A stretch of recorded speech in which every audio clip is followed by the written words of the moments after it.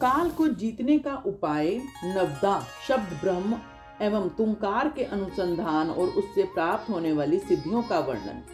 देवी पार्वती ने कहा, प्रभु, काल से आकाश का भी नाश होता है। वह भयंकर काल बड़ा विकराल है।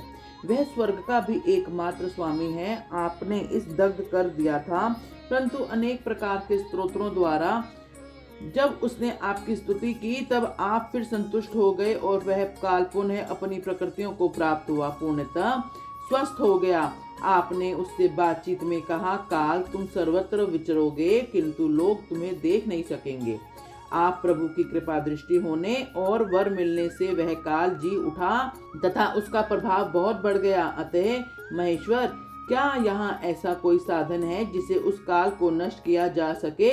यदि हो तो मुझे बताइए, क्योंकि आप योगियों में शिरोमणि और स्वतंत्र प्रभु हैं। आप परोपकार के लिए शरीर धारण करते हैं। शिव बोले, देवी, श्रेष्ठ देवता, दैत्य, यक्ष, राक्षस, नाग, मनुष्य, किसी के द्वारा भी काल का नाश नहीं किया जा सकता, परंतु जो ध्यान परायण योगी हैं वे शरीरधारी होने पर भी सुखपूर्वक काल को नष्ट कर देते हैं। वरारोहे, यह 5 भौतिक शरीर सदा उन भूतों के गुणों से युक्त ही उत्पन्न होता है और उन्हीं में इसका लय होता है। मिट्टी की देह मिट्टी में ही मिल जाती है। आकाश से वायु उत्पन्न होती है। वायु से तेजस्व प्रकट होता है। तेज से जल का प्राकट्य होता है और जल से पृथ्वी का आविर्भाव होता है। पृथ्वी आदि भूत क्रमशः अपने कारण में लीन होते हैं। पृथ्वी के 5, जल के 4, तेज के 3 और वायु के 2 गुण हैं। आकाश का एकमात्र शब्द ही गुण है। पृथ्वी आदि में जो गुण बताए गए हैं उनके नाम इस प्रकार हैं: शब्द, स्पर्श, रूप, रस और गंध। जब भूत अपने गुणों को त्याग देता है तब नष्ट हो जाता है।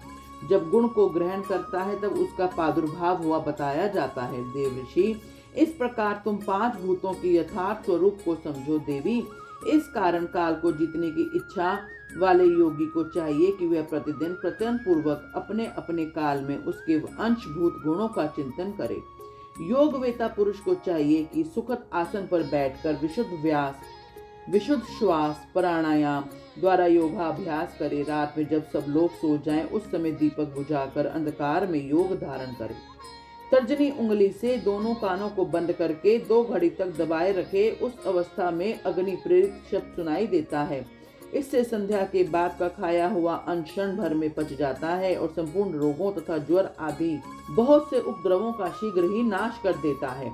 जो साधक प्रतिदिन इस प्रकार 2 घड़ी शब्द ब्रह्मा का साक्षात्कार करता है, वह मृत्यु तथा काम को जीतकर इस जगत में स्वच्छंद विचरता है और सर्वज्ञ एवं समदर्शी होकर संपूर्ण सिद्धियों को प्राप्त कर लेता है।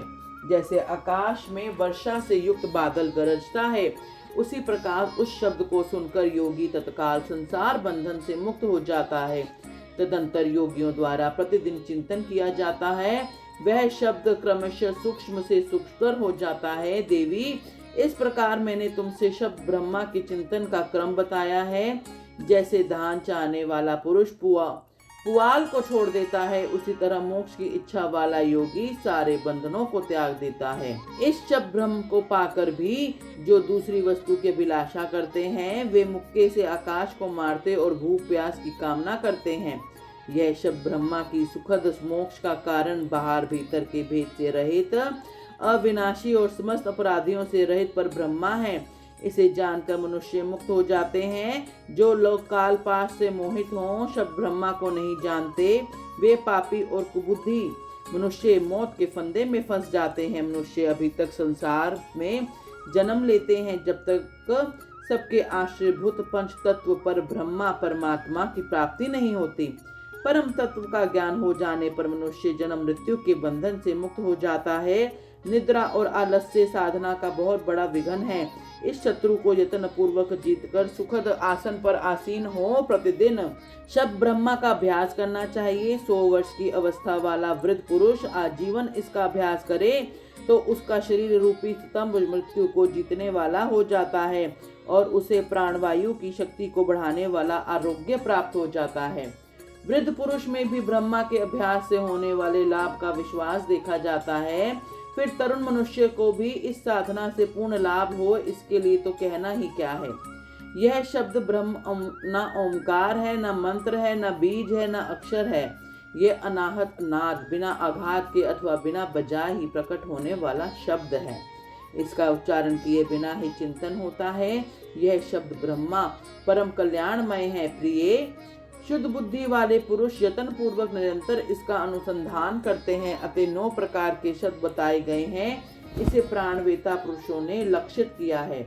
मैं उन्हें प्रयत्न करके बता रहा हूँ। उन शब्दों को नाद सिद्धि भी कहते हैं। वे क्रमशः इस प्रकार हैं: घोष, कास्य, श्रृंग, घंटा, वीणा आदि। बांसुरी, दंदुभी, शंख और नवा मेघ गर्जन।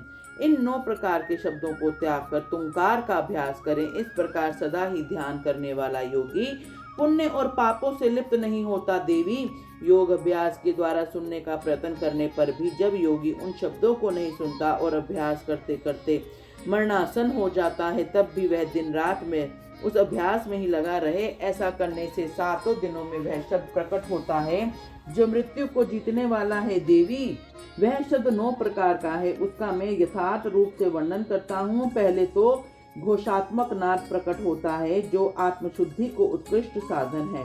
वह उत्तम नाद सब रोगों को हर लेने वाला होता है तथा मन को वशीभूत करके अपनी ओर खींचने वाला। दूसरा कास्य नाद है जो प्राणियों की गति को स्तंभित करता है। वह विषभूत ग्रह को सबको बांधता है, इसमें कोई संदेह नहीं है। तीसरा श्रृंगनाद है जो अभिचार से संबंध रखने वाला। उसका शत्रु न उच्चाटन और मारण में नियोग एवं प्रयोग करे। चौथा घंटा नाद है जिसका साक्षात परमेश्वर शिव उच्चारण करते हैं। वह नारद संपूर्ण देवताओं को आकृष्ट कर लेता है। फिर भूतल के मनुष्य की तो बात ही क्या है। यक्षों और गंधर्वों की कन्याएं उस नाद से आकृष्ट हो योगी को उसकी इच्छा के अनुसार महासिद्धि प्रदान करती हैं तथा उसकी अन्य कामनाएं भी पूर्ण करती हैं। 5वां नाद वीणा है जिसे योगी पुरुष ही सदा सुनते हैं। देवी, उस वीणा नाद से दूरदर्शन की शक्ति प्राप्त होती है। वंशी नाद का ध्यान करने वाले योगी को संपूर्ण तत्व प्राप्त हो जाता है।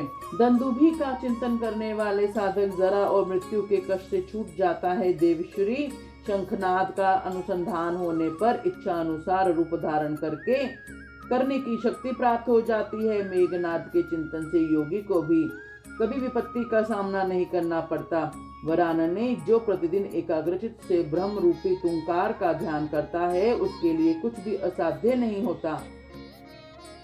उसे मनोवांछित सिद्धि प्राप्त हो जाती है। वह सर्वज्ञ, सर्वदर्शी और इच्छा अनुसार रूपधारी होकर सर्वत्र विचरण करता है, कभी विकारों के वशीभूत नहीं होता। वह साक्षात शिव ही है, इसमें संशय नहीं है। परमेश्वरी, इस प्रकार मैंने तुम्हारे समक्ष शब्द ब्रह्मा के नवदा स्वरूप का पूर्णतः वर्णन किया है। अब और क्या सुनना चाहती हो? बोलो हर हर महादेव।